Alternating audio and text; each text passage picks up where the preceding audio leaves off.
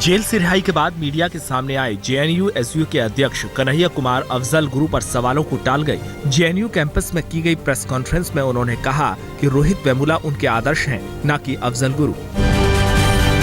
मेरा व्यक्तिगत मत यह है कि मेरे लिए अफजल गुरु आइकन नहीं है।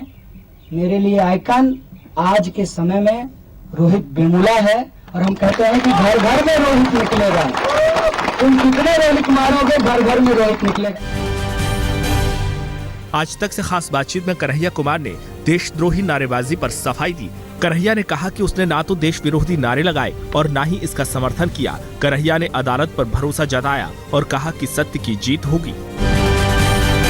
कि ना मैं किसी देश विरोधी नारे को लगाता हूँ, ना उसका समर्थन करता हूँ। जब हमको इस देश की न्यायिक प्रक्रिया पे भरोसा है और हमको लगता है कि आरएसएस ने अभी भी इस देश के संविधान और न्याय को इतना नहीं बिगाड़ा है कि उससे न्याय नहीं मिल सकता है। विपक्ष ने कन्हैया के भाषण की तारीफ की, लेकिन बीजेपी ने सवाल खड़े किए। केंद्रीय संसदीय कार्य मंत्री वेंकैया नायडू ने तंज कसते हुए कहा कि कन्हैया को फोकट में मिल रही है पब्लिसिटी। कन्हैया मामले में बदायूं के भारतीय जनता युवा मोर्चा के जिलाध्यक्ष कुलदीप वार्ष्णेय ने जहर उगला। उसने बाकायदा कन्हैया की जीप काटकर लाने वाले को 5 लाख रुपए का इनाम देने का ऐलान किया। उसने कहा कि कन्हैया को सबक सिखाने के लिए जेल भी जाने को तैयार है। मैं ये घोषणा करता हूं कि जो भी व्यक्ति इस कन्हैया की, इस दुष्ट कन्हैया की जो भी व्यक्ति जीप काट के लाके देगा, मैं उसको नगद 5 लाख रुपए का इनाम दूंगा। छत्तीसगढ़ के सुकमा जिले में नक्सलियों के साथ मुठभेड़ में सीआरपीएफ के 3 जवान शहीद हो गए, जबकि 15 अन्य घायल हो गए। घायलों में 7 जवानों की हालत गंभीर बताई जा रही है। नक्सलियों ने गुरुवार शाम को घात लगाकर हमला किया था। जंगल में फंसे केंद्रीय रिजर्व पुलिस बल के दल को बाहर निकालने की कार्रवाई की जा रही है। शहीद हुए जवानों की पहचान लिंजू एन और फतेह सिंह के रूप में हुई है। सूत्रों के मुताबिक पठानकोट आतंकवादी हमले को लेकर बनी पाकिस्तानी जांच टीम एसपी सलविंदर से पूछताछ की मांग कर सकती है। आरोप है कि आतंकवादियों ने हमले से पहले सलविंदर सिंह को अगवा किया और फिर छोड़ दिया। पठानकोट हमले को लेकर पाक कनेक्शन के सबूत देने के बाद पाकिस्तान सरकार ने एक जांच टीम बनाई थी।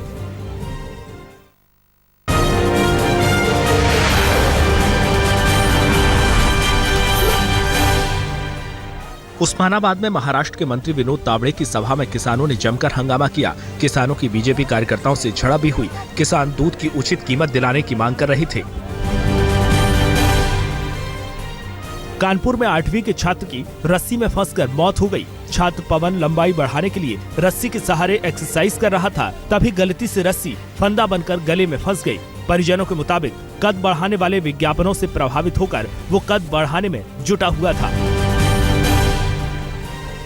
कर्नाटक के चिकोड़ी में 8 गेस्ट टीचर ने सुसाइड की धमकी दी है। स्थायी शिक्षकों का आरोप है कि उन्हें लगातार परेशान किया जा रहा है और वक्त पर सैलरी भी नहीं दी जा रही। इन शिक्षकों ने प्रधानमंत्री को भी चिट्ठी लिखी है। समाजसेवी अन्ना हजारे की सुरक्षा बढ़ा दी गई है। अन्ना हजारे को लगातार धमकियां मिलती रही हैं।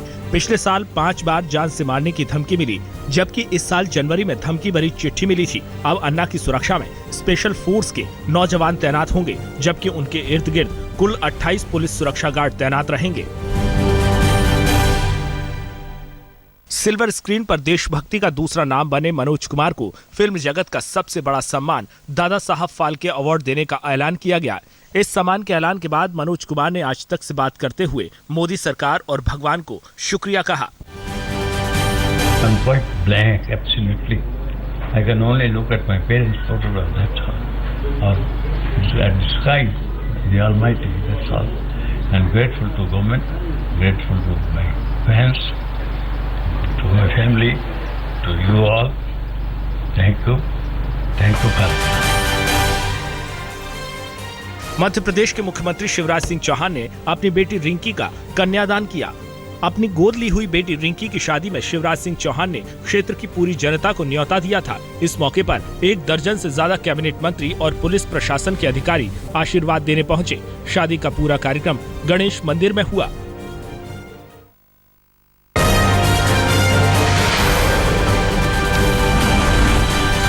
पार्टी लाइन से हटकर महिला जनप्रतिनिधि आज एक मंच पर दिखेंगी। दिल्ली में आज राष्ट्रपति प्रणब मुखर्जी पहले महिला जनप्रतिनिधि सम्मेलन का उद्घाटन करेंगे। लोकसभा अध्यक्ष सुमित्रा महाजन की पहल पर आयोजित 2 दिवसीय सम्मेलन में उपराष्ट्रपति हामिद अंसारी, प्रधानमंत्री नरेंद्र मोदी के साथ साथ बांग्लादेश संसद की अध्यक्ष डॉक्टर शिरीन चौधरी मौजूद होंगी। उम्मीद है कि इस सम्मेलन में विदेश मंत्री सुषमा स्वराज, कांग्रेस अध्यक्ष सोनिया गांधी समेत 300 से ज्यादा महिला सांसद, विधायक और राज्यों की महिला मुख्यमंत्री हिस्सा लेंगी। सम्मेलन में उद्घाटन सत्र के अलावा 3 सत्र होंगे। प्रधानमंत्री नरेंद्र मोदी रविवार को इस सम्मेलन को संबोधित करेंगे।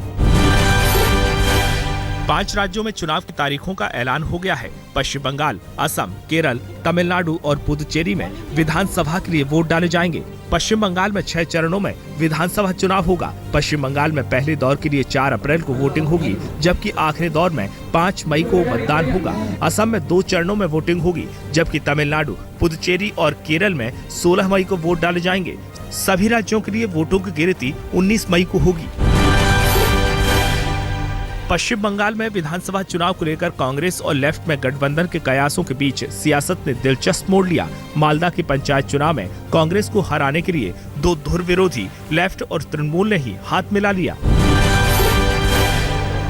कांग्रेस उपाध्यक्ष राहुल गांधी असम दौरे के दूसरे दिन आज नौगांव में पदयात्रा करेंगे। पदयात्रा सुबह करीब 10 बजे शहीद भवन से शुरू होकर बोरघाट बाईपास जाकर खत्म होगी। इसके बाद राहुल एक जनसभा को संबोधित करेंगे। कल सिलचर रैली में राहुल गांधी ने प्रधानमंत्री मोदी पर हमला बोला। उन्होंने कहा कि प्रधानमंत्री निजी हमले करते हैं, लेकिन सवालों का जवाब नहीं देते। राहुल ने कहा कि प्रधानमंत्री मेरे पिता और दादी की बातें सुनाते रहे, लेकिन मेरे 4 सवालों पर चुप्पी साध गए। कि मेक इन इंडिया में कितने लोगों को रोजगार मिला।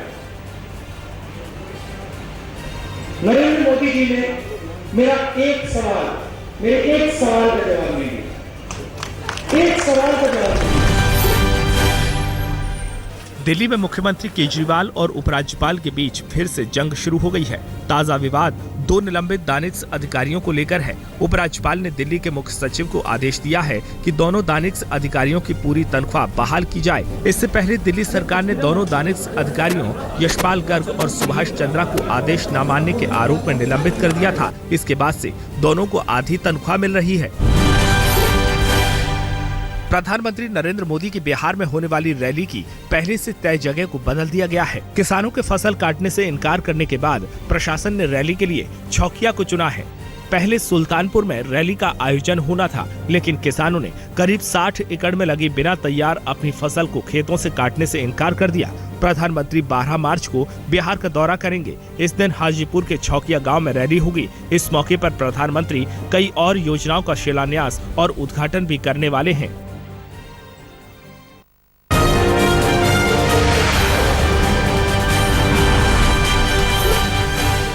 मुंबई से सटे भिवंडी इलाके में एक स्कॉर्पियो से करीब 2 करोड़ 85 लाख रुपए के साथ 2 आरोपियों को गिरफ्तार किया गया है।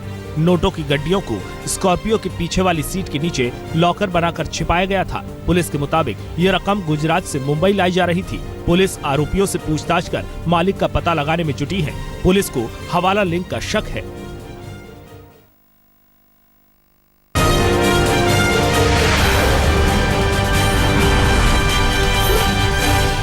चार दिनों से लापता रही नोएडा की फैशन डिजाइनर शिप्रा मलिक कल गुड़गांव में मिली। पारिवारिक कलह की वजह से शिप्रा ने घर छोड़ा था। पुलिस के मुताबिक शिप्रा मलिक अपनी मर्जी से घर छोड़कर गई थी। शिप्रा नोएडा से दिल्ली होते हुए राजस्थान गई थी। जयपुर के पास एक आश्रम में उसने 3 दिन गुजारे।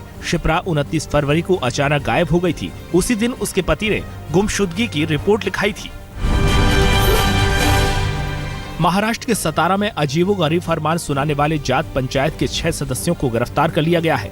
जाट पंचायत ने बाप की दरिंदगी की शिकार बेटी को 10 कोड़े की सजा सुनाई थी। पिटाई के वीडियो सामने आने के बाद एक आरटीआई कार्यकर्ता ने पुलिस में शिकायत दर्ज करा दी। इसके बाद पुलिस ने पंचायत के 6 सदस्यों के साथ साथ बेटी से रेप करने के आरोपी पिता को भी गिरफ्तार कर लिया है।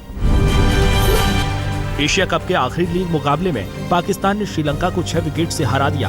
पाकिस्तान ने 4 गेंद रहते 151 रनों का लक्ष्य हासिल कर लिया। पाकिस्तान की ओर से उमर अकबल ने 48 रनों की शानदार पारी खेली, जबकि सरफराज ने 38 और शर्जील ने 31 रन बनाए। श्रीलंका की दिलशान की नाबाद 75 रनों की पारी पर पानी फिर गया। एशिया कप के फाइनल में कल भारत का मुकाबला मेजबान बांग्लादेश से होगा।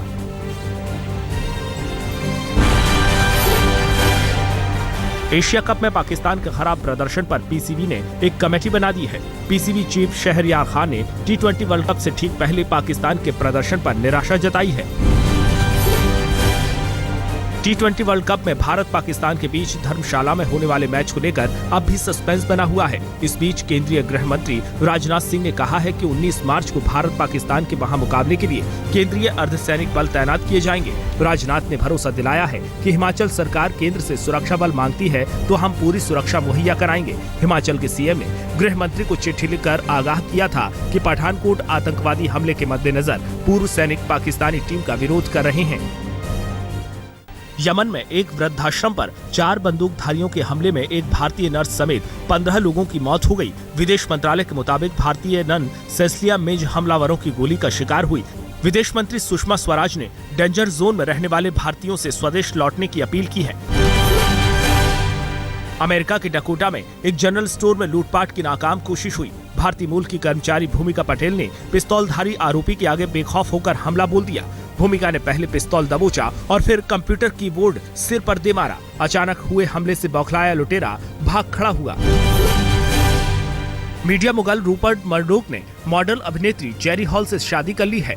84 साल के मर्डोक ने लंदन के स्पेंसर हाउस में आयोजित समारोह में 59 साल के सुपर मॉडल से शादी की। दंपति आज लंदन के फ्लीट स्ट्रीट स्थित सेंट ब्राइट चर्च में अपनी शादी का जश्न मनाएगा। मर्डोक की ये चौथी शादी है।